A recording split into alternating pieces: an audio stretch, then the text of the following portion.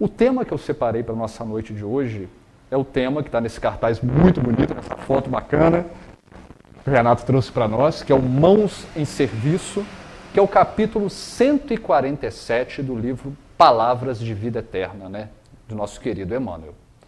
E Emmanuel, quando traz para nós essa reflexão, ele vai falar sobre a necessidade que nós temos de movimentarmos, de trabalharmos, atuarmos no bem de maneira ativa.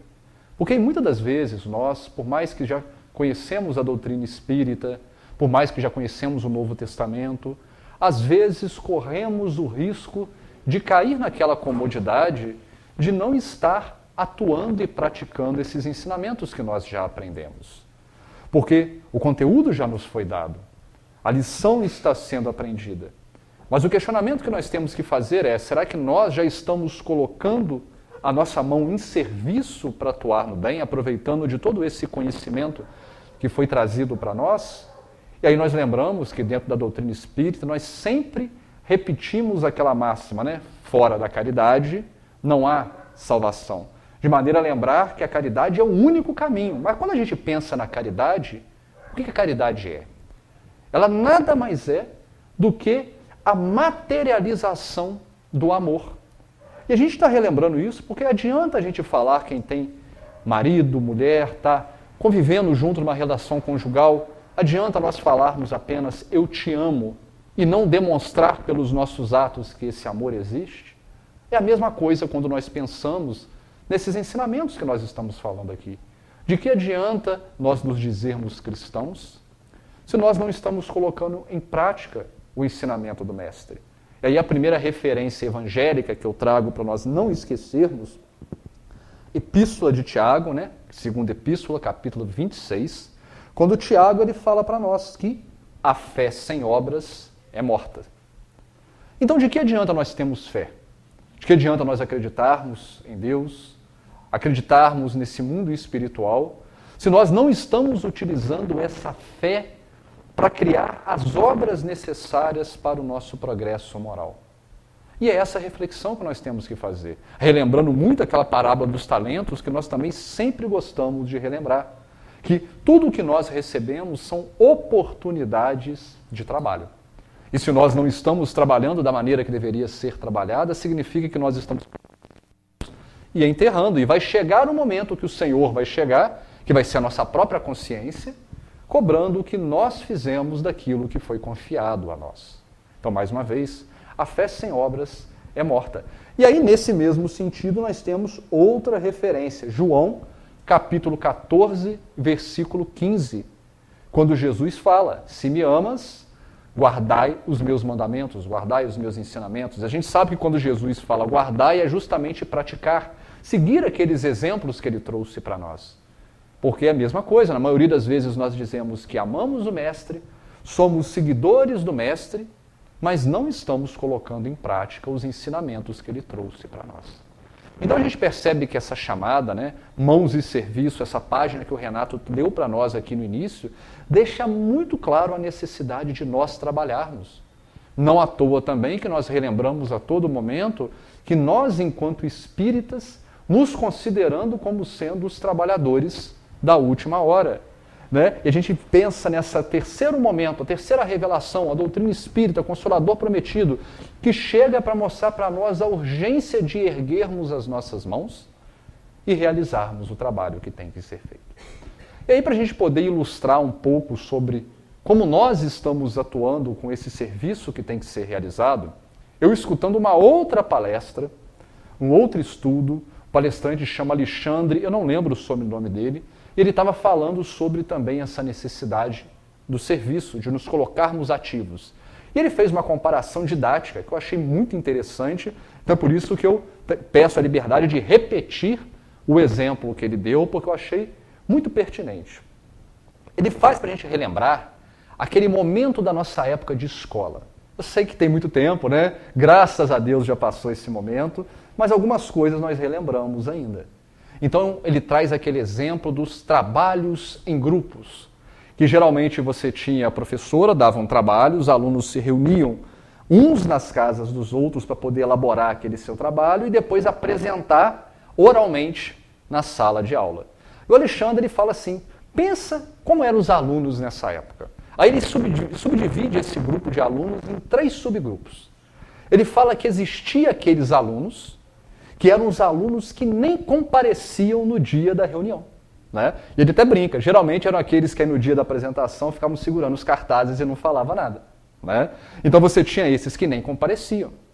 Aí ele fala que tinha um segundo subgrupo, que ele até chamou de maneira, digamos assim, jocosa, do grupo do aham, tá bom. Que ele falava que era aquele grupo dos que compareciam, iam lá apenas para lanchar, para conversar, conversa fiada, mas não acrescentava em nada no trabalho. Tudo o que era feito ele só confirmava, falava, aham, tá bom. E existia o terceiro grupo, que era o grupo daquelas pessoas que realmente se movimentava para estudar, para pesquisar, para escrever, para elaborar um trabalho competente e conseguir, assim, lá na sala de aula, uma excelente nota. E olha que interessante a observação que o Alexandre faz. Uma excelente nota não apenas para ele, mas para o grupo inteiro que estava participando. E quando ele traz, nós relembramos dessa época, a gente até pensa de uma maneira mais saudosa, né? Às vezes a gente ri um pouquinho, que legal, que época bacana, só que a gente esquece que na nossa vida atual, esses 3 subgrupos ainda existem. Nós, quando estamos enfrentando as nossas responsabilidades na nossa vida, nós conseguimos nos identificar nesses 3 subgrupos, principalmente quando a gente lembra que somos espíritos imortais, que estamos encarnados neste planeta, na categoria hoje de expiações e provas, rumo ao mundo de regeneração, mas estamos encarnados aqui com um objetivo bem claro, bem específico, e que se nós não estamos cumprindo esse nosso objetivo da maneira que tem que ser cumprida, significa com certeza que nós não nos enquadramos nesse terceiro grupo, que é o grupo que está fazendo e realizando as tarefas da forma que tem que ser feita. E aí a gente faz uma análise desses 3 subgrupos. Como é que esses 3 subgrupos estão se portando no nosso dia a dia, na realidade aqui do mundo material? A doutrina espírita vai deixar bem clara para nós, primeiro, a importância que é ter essa oportunidade encarnatória na matéria. Porque nós sabemos que, apesar de nós aprendermos, também evoluirmos do ponto de vista espiritual, quando nós estamos no plano espiritual, é imprescindível a vinda na matéria para a gente colocar agora à prova tudo aquilo que nós fortalecemos, tudo aquilo que nós afirmamos ter compreendido enquanto estávamos no mundo espiritual. Então nós já sabemos que quando estamos aqui, aqui é um momento de luta, é um momento de estudo, é um momento de trabalho, não é um momento de passeio. A gente sempre escuta isso, né? Ninguém está à terra a passeio. E isso é uma verdade que às vezes nós não compreendemos. Só que quando nós estamos nesse subgrupo daqueles que não comparecem, nós poderíamos nos identificar como sendo aquelas pessoas que encontram encarnadas no mundo material e ignoram completamente a sua categoria de espíritos imortais. Ou seja, estamos encarnados, vivendo apenas as coisas que o mundo vem nos apresentar. Aí nós lembramos da época de adolescência, de infância nesses grupos, né? Por que essas pessoas elas não iam no grupo? Porque elas tinham outras prioridades. As prioridades poderiam ser, na época, jogar futebol, namorar, bater papo, brincar, ou seja, qualquer coisa menos fazer o trabalho. E quantos de nós que estamos aqui na matéria estamos agindo assim?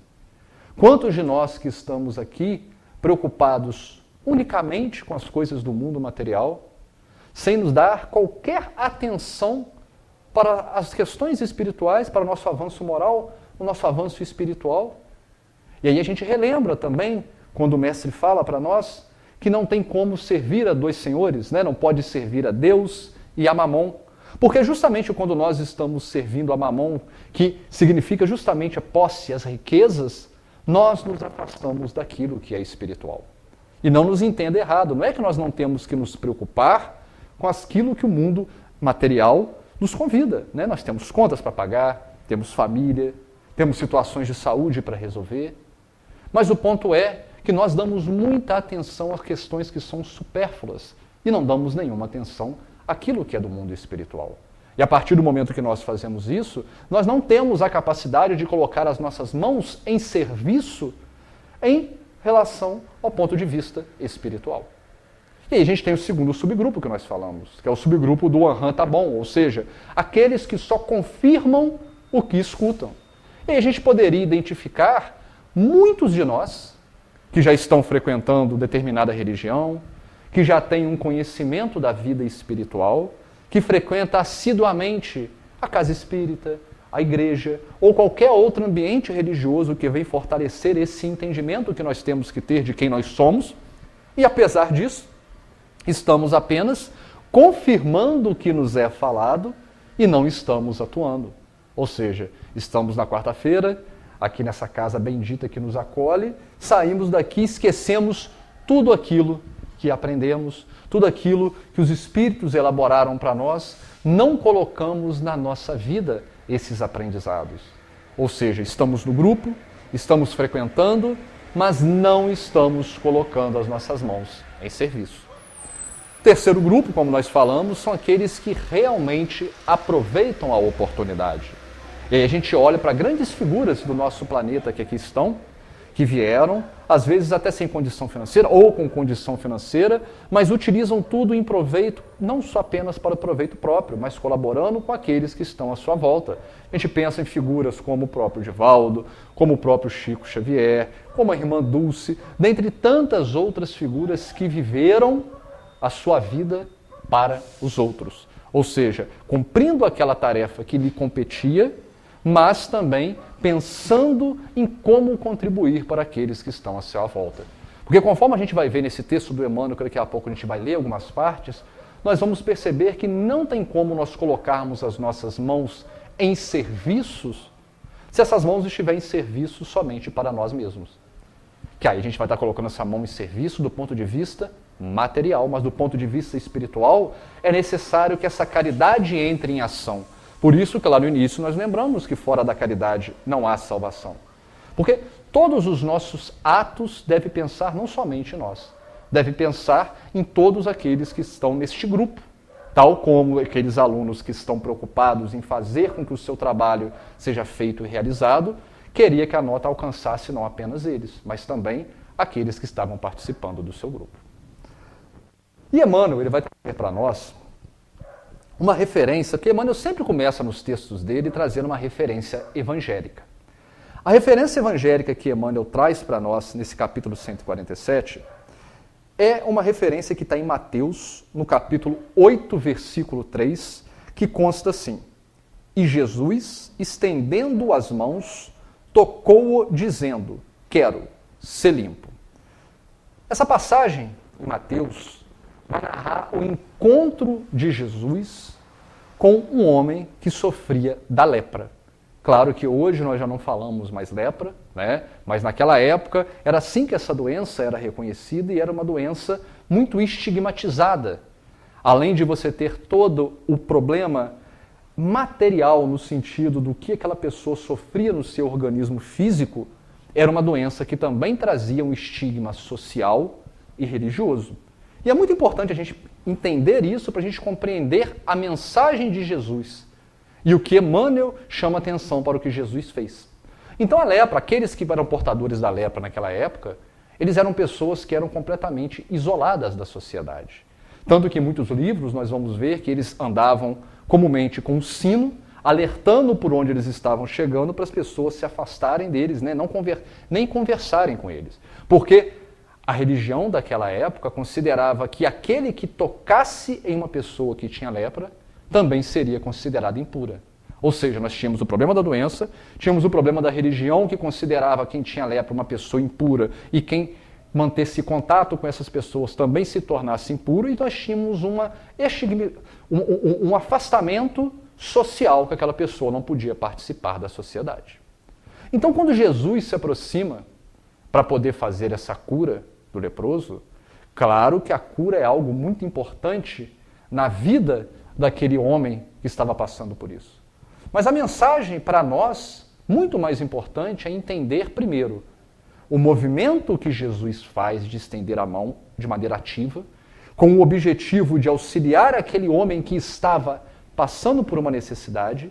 Ao mesmo tempo, ele estava desafiando aquelas leis que ele não entendia como justas, porque como assim eu não posso estender a mão, auxiliar aquele que está passando por uma necessidade? E ele vem trazer para todos aqueles que estão à sua volta uma nova compreensão dessa religião.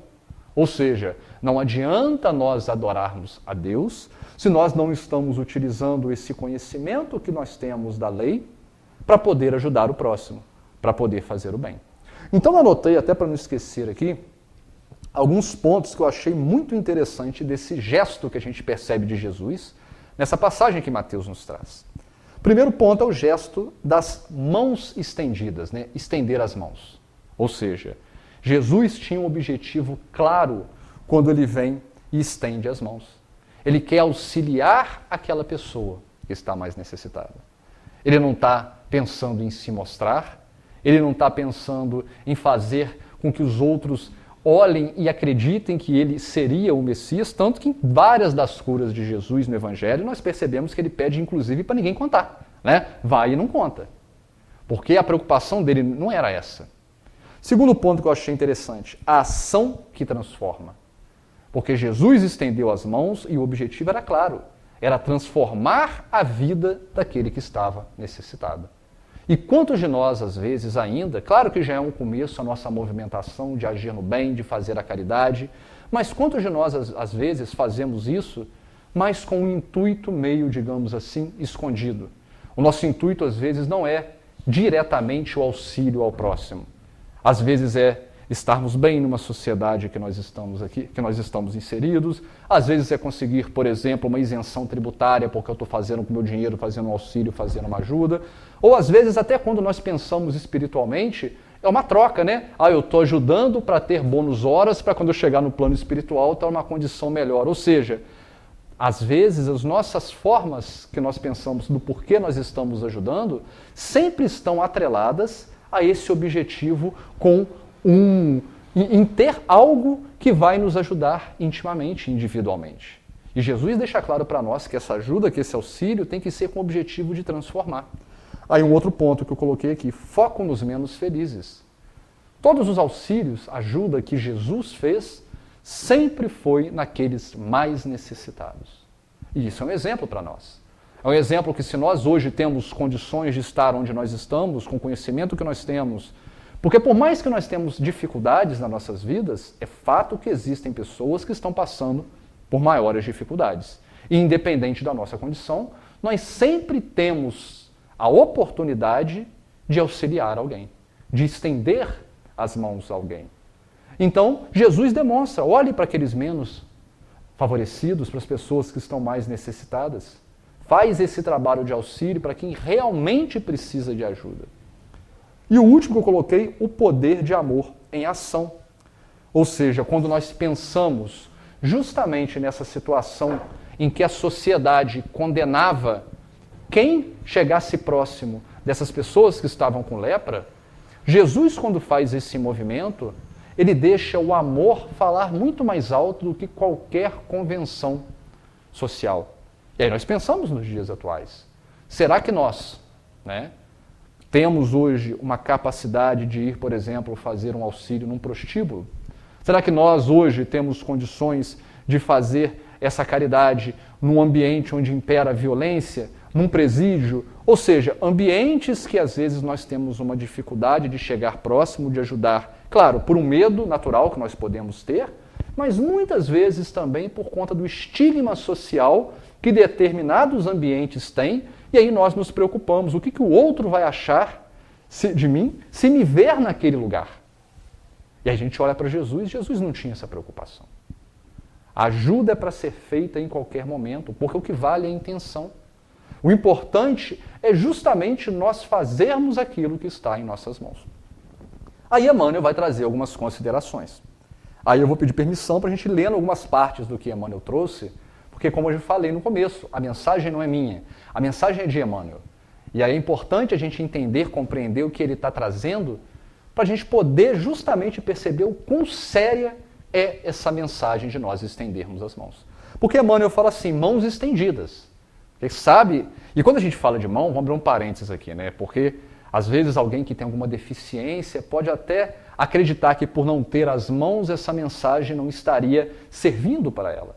Mas lembrando que quando a gente fala de mãos é nesse sentido figurado. É no sentido das ações que nós podemos fazer por conta própria, por iniciativa própria, que pode transformar a nossa vida e a vida do outro. Por isso que o símbolo das mãos são tão fortes, né? Jesus impunha sua mão para curar, Jesus utilizava sua mão para fazer os ditos milagres. Então a gente tem esse símbolo de mão de ação. Mas quando a gente está falando de mãos em serviço, nós temos que pensar em colocar as nossas potencialidades que cada um de nós possuímos a serviço do bem. Aí Emmanuel fala, mãos estendidas. Quando estiverdes meditando e orando, recorda que todas as grandes ideias se derramaram através dos braços para concretizarem as boas obras. Eu vou trazer para nós aqui um alerta sobre a oração, sobre a meditação. Claro que nós sabemos da importância de orar, a gente sempre fala isso dentro da doutrina espírita, como a oração é importante, a própria meditação para nós refletirmos em quem nós somos, né? Santo Agostinho falou isso para nós, né? Mas todo dia à noite a gente fazer aquela reflexão, aquela meditação para analisar o que nós fizemos e reter o que foi de bom, corrigir o que foi de equivocado, ou seja, a meditação é importante. Só que Emmanuel traz para nós essa visão de que não adianta apenas orar, não adianta apenas meditar. Essa oração, essa meditação tem que ser seguida num trabalho ativo no bem. Porque senão, essa meditação, essa oração não está servindo de nada para nós. Lá no Livro dos Espíritos, nós temos uma questão que Kardec vai perguntar aos espíritos sobre se há mérito naquelas pessoas que se afastam da sociedade para poder, por exemplo, meditar numa montanha, né? Viver em meditação, viver em contemplação. E de maneira bem resumida, os espíritos eles respondem que não há mérito nenhum. Porque se nós não estamos fazendo o bem, isso é um mal por si só. Ou seja, não basta apenas não fazer o mal. A partir do momento que nós nos afastamos do convívio social, do ambiente familiar que nós estamos inseridos, significa que nós estamos fugindo das nossas lutas. Significa que nós estamos deixando de aproveitar essa oportunidade de colocar as nossas mãos em serviço. Ou seja, vamos meditar sim, vamos orar, mas que essa meditação e essa oração sirva para nos fortalecer a fazer o trabalho que tem que ser realizado. Aí Emmanuel ainda fala assim, ele vai dar um exemplo sobre a construção, as construções da nossa cidade, né? A evolução que nós temos em termos de moradia, tecnologia. Ele fala assim, cidades que honram a civilização, indústrias que sustentam o povo, casa que alberga a família, gleba que produz, são garantidas pelos espíritos.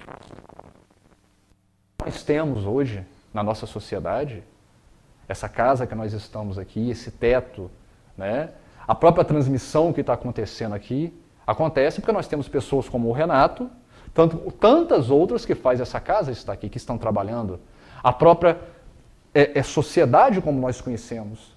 Por mais que a gente pode, às vezes, gostar ou não gostar dos rumos que o mundo tem tomado ultimamente, a verdade é que hoje nós temos o que nós temos porque poucas pessoas quiseram erguer as mãos e trabalhar. São aquelas pessoas do exemplo que nós falamos, do exemplo da escola, aquelas pessoas que fizeram o trabalho pensando não apenas neles, mas em todo mundo. E aí a gente pensa, ora, se poucas pessoas conseguiram construir a estrutura que nós temos aqui, conseguem manter, por exemplo, pegando o exemplo do centro que nós estamos, manter esse centro funcionando do jeito que ele está, imagina se todos que aqui estão colaborassem de maneira ativa. Como que esse trabalho ia ser mais forte. Né? Então, Emmanuel ele chama esse olhar para nós, ó, perceba, tudo que existe, tudo que tem é porque alguém ergueu as mãos para poder fazer esse serviço. E aí ele continua. Aí ele vai trazer 2 exemplos de profissões que nós temos no nosso mundo material. Ele vem falar dos médicos primeiros. Médicos despendem largo tempo em estudo para a conquista do título que lhes confere o direito de orientar o doente. No entanto, vivem estendendo as mãos ao amparo aos enfermos. Ou seja, é claro que os médicos têm que estudar muito, têm que dedicar o seu tempo para aprender aquele conteúdo.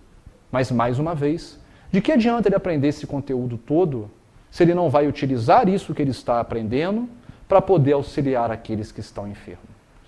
Aí depois ele vem dar um exemplo dos professores, dos educadores, que ele fala: educadores mergulham vários lustros nas correntes das letras, adquirindo a ciência de manejá-las.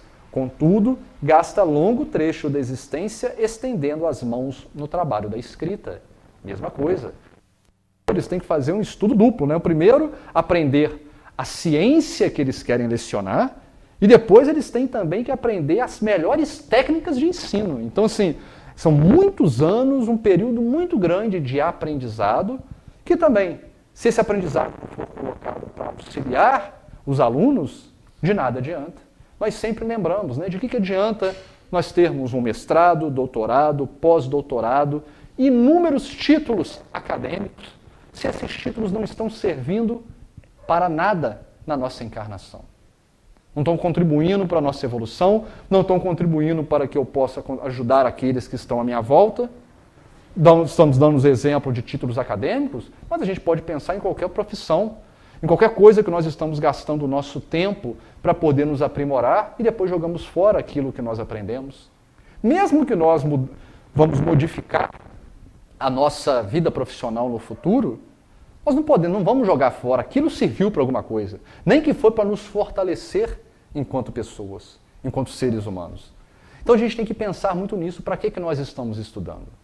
Para que nós estamos meditando? Para que nós estamos orando?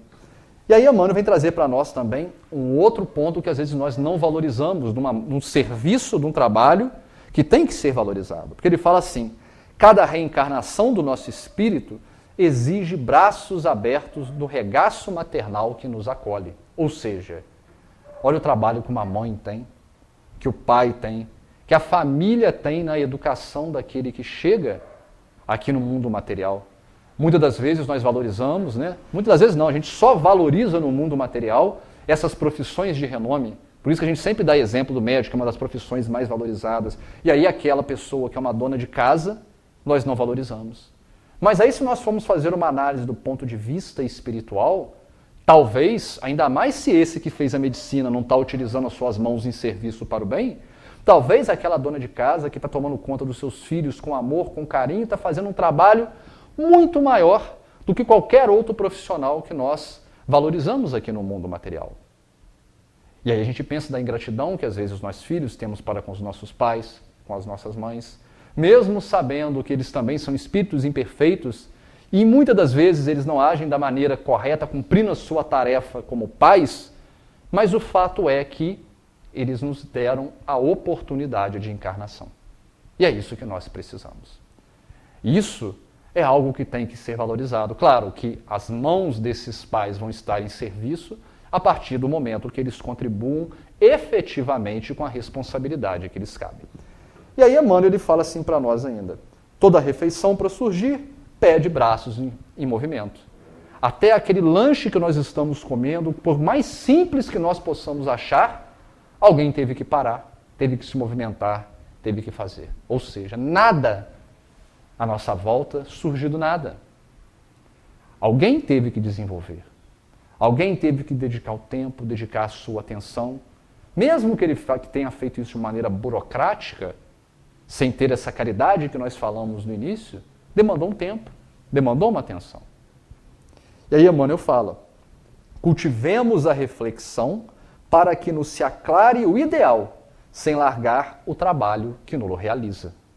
Ou seja, vamos refletir mais uma vez. Aproveitar que nós estamos refletindo aqui hoje, mas que essa reflexão se transforme em trabalho. E aí Emmanuel, terminando o seu texto, ele vai lembrar de Jesus.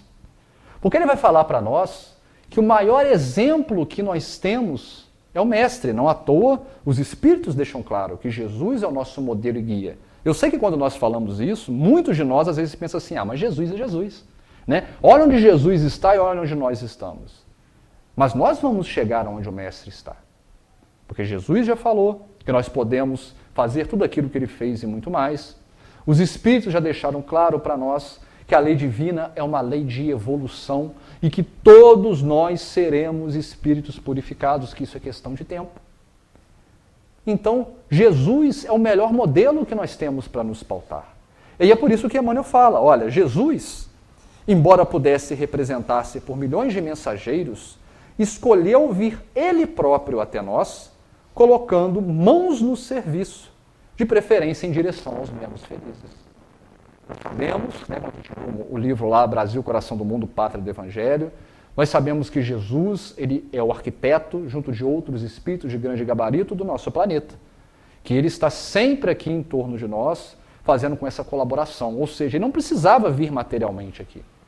Ele tem vários espíritos sob a sua guarda, que ele envia, que vem aqui, que faz esse trabalho de nos ajudar, de nos auxiliar. Mas Jesus, para dar esse exemplo de que o serviço é importante, esteve materialmente conosco, apesar de estar sempre conosco espiritualmente, mas ele veio aqui na matéria, passou pelo que passou para deixar, de certa forma, esse exemplo bem claro para nós. E aí a gente pensa, pô, foi difícil o trabalho de Jesus. Não estou falando do ponto de vista dele, que Jesus já é um espírito evoluído. Mas quando nós analisamos com as nossas imperfeições, com os nossos medos, com os nossos anseios, nenhum de nós gostaria de passar por o calvário que o Mestre passou. Então a gente sabe que foi um momento difícil desse ponto de vista material e que o Mestre passou sem precisar passar. E aí Emmanuel termina falando assim, pensemos nele, o Senhor. E toda vez que nos sentirmos cansados, suspirando por repouso indébito, lembremos-nos de que as mãos do Cristo, após socorrer-nos e levantar-nos, longe de encontrarem apoio repousante, foram cravadas no lenho do sacrifício, do qual, conquanto escarnecidos e espancadas, ainda se despediram de nós, entre a palavra do perdão e a deixa mais um exemplo para nós. Porque a ingratidão Jesus viu, sem precisar, porque ele fez tudo de bom para nós. E isso mostra que no nosso trabalho, no nosso dia a dia, nós vamos encontrar muitas situações de ingratidão. Nós vamos encontrar pessoas que não vão entender porque nós estamos fazendo determinada coisa. Nós vamos encontrar aqueles que vão trabalhar para prejudicar o trabalho no bem que nós estamos fazendo. Mas a mensagem que o Mestre traz para nós é justamente não nos preocuparmos com isso. É continuar fazendo aquilo que nos compete. Porque se nós estamos exercendo o nosso trabalho, as nossas mãos estão em serviço no bem, nós estamos recebendo o auxílio desses irmãos abnegados no mundo espiritual. E eles vão fazer com que esse trabalho continue. E é muito claro quando a gente, dentro de uma casa espírita, garanto que se vocês conversarem com o Renato ou com os outros que trabalham nessa casa, eles vão te contar inúmeros momentos de dificuldade que essa casa passa. Tanto dificuldades em termos materiais, dificuldades em termos espirituais, mas que a solução sempre chega depois desse movimento que eles estão fazendo. Porque o trabalho no bem, nós não estamos sozinhos. Quando nós estamos nos propondo a fazer esse trabalho no bem, nós estamos com esse séquito de espíritos que estão ao nosso lado, nos colaborando para que o trabalho seja feito. Porque o trabalho no bem não é nosso, o trabalho do bem é de toda a humanidade. E aí vira esse trabalho importante. Diferente de quando é um trabalho focado unicamente nos nossos interesses privados, nos nossos interesses íntimos. E aí, para poder ilustrar muito essa mensagem da necessidade das mãos em serviço, tem uma história que eu gosto muito, que chama Mãos Enferrujadas, está lá no livro Luz Acima, de Humberto de Campos, ou Irmão X, né? E quem já leu algum livro do Humberto de Campos sabe que ele é uma pessoa muito espirituosa. Ele é uma pessoa, ele é jornalista, então ele escreve daquele jeito meio engraçado, fazendo umas tiradas com as pessoas. Não é à toa que ele é esse repórter do mundo espiritual. E aí ele traz essa história, que é uma história que chama Mãos Enferrujadas. Nessa história ele vai contar como foi a vida do Joaquim Sucupira. E aí, só para vocês verem como ele é espirituoso, ele já começa o texto falando assim, ó, que a vida do Joaquim Sucupira era marcado pela inação total. Falava pouco, andava menos, agia nunca. Então ele vai contando a vida desse homem. Ele fala que era um homem, que ele tinha muito dinheiro, não porque ele trabalhou, porque ele herdou dos seus pais, né, que tinham falecido, era casado, tinha sua família, e ele ajudava financeiramente todas as pessoas. Mas olha que interessante, a ajuda dele não era por conta da caridade. Ele dava dinheiro para os seus familiares sempre Porque ele não queria que os familiares fossem bater na porta dele e ter que conviver com aqueles familiares. Então ele sempre dava o dinheiro para os familiares não ter nem que aparecer na porta da casa dele. A mesma coisa com aquelas pessoas que estavam vivendo na rua, nos orfanatos. Ele sempre colaborava com uma quantia vultosa para as instituições para não ter que ter essas pessoas pedindo na casa dele. Tanto que todo mundo que estava de fora achava que ele era um homem extremamente espiritualizado. Né? Até ele acreditava que quando ele viesse a desencarnar, no caso dele era morrer, porque ele não era espírita, ele achava que ele estaria no céu. Ele não tinha religião, porque ele achava que todas as religiões estavam se aproveitando do homem. Ele acreditava, sim, em Jesus, mas tinha suas ressalvas quanto aos ensinamentos do mestre, né? Ou seja, ele amava Jesus, entre aspas, mas não retinha os seus mandamentos. E aí ele desencarna. E quando ele chega no plano espiritual, Humberto de Campos fala que ele teve uma surpresa, porque ele esperava estar numa condição boa e não estava. Ele se vê numa situação em que as suas mãos estão enferrujadas, paralisadas como mármore, por isso que o título da história é essa, Mãos Enferrujadas, e que ele vai pedindo ajuda para todo mundo. Ele vê aqueles espíritos se movimentando e ele sentia como se aqueles benfeitores não vissem. Ele está vendo todo mundo trabalhando a todo momento, ajudando um monte de gente, e passavam por ele e não escutavam ele.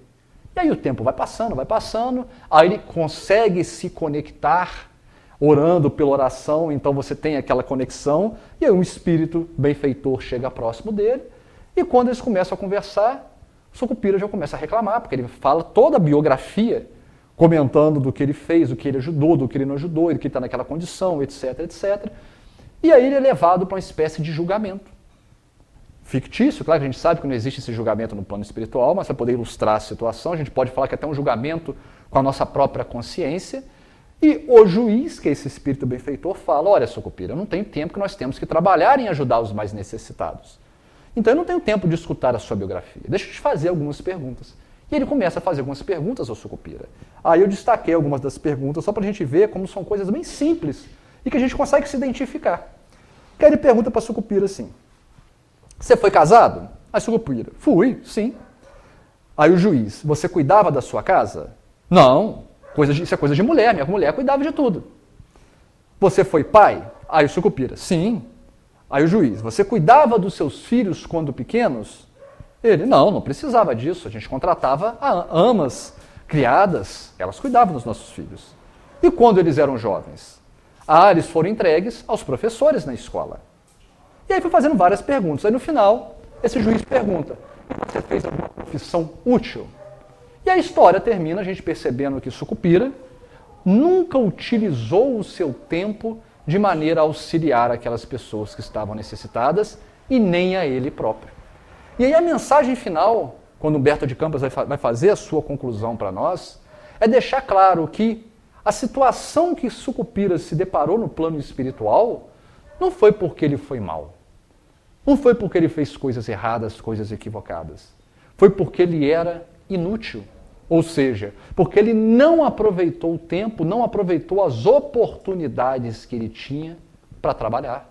Porque é melhor nós nos equivocarmos tentando acertar, fazendo bem, claro, não nos equivocarmos querendo equivocar, mas equivocar nesse trabalho de tentar acertar, de fazer o bem, do que fazer igual aquelas pessoas que Kardec perguntou lá no Livro dos Espíritos que nós falamos aqui, nos isolar de tudo e de todos sob o pretexto de não nos sujarmos, né, com a sociedade, com os problemas. Nós esquecemos que o ideal é nós irmos na lama, mas não nos sujarmos da lama. Ou seja, nós temos que ir, temos que estar, temos que realizar esse trabalho, porque é só assim que as nossas mãos realmente vão se encontrar em serviço. Então a análise final que nós pensamos quando Emmanuel nos traz, quando Humberto de Campos nos traz, em todas as mensagens que repetidamente a doutrina espírita traz para nós, é a importância de nós praticarmos aquilo que nós estamos aprendendo. Porque o momento de aprendizado já passou. Por mais que a gente sabe que a gente aprende em todos os momentos, nós já acumulamos aprendizado e conhecimento suficiente para agir.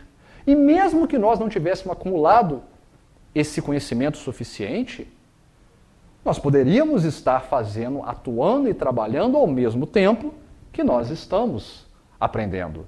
Lembremos que Jesus escolheu 12 para te seguir, e os 12 que seguiam ele eram pessoas simples, pessoas muitas consideradas de má vida naquela época, pessoas que não estavam prontas desse ponto de vista que nós achamos que tem que estar para poder ter esses ministérios.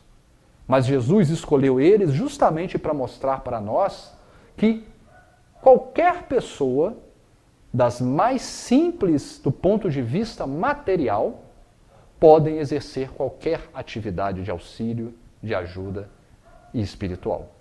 Então, agradeço mais uma vez pelo convite dessa casa, agradeço pelo Renato ter me convidado, pela atenção de todos vocês que aqui estão, que estão nos ouvindo em casa, e lembrando mais uma vez, a mensagem é uma mensagem dos Espíritos, da doutrina, que Jesus nos trouxe. Então, que a gente possa fazer jus a esse conhecimento que foi permitido que chegasse até nós. Então, obrigado mais uma vez.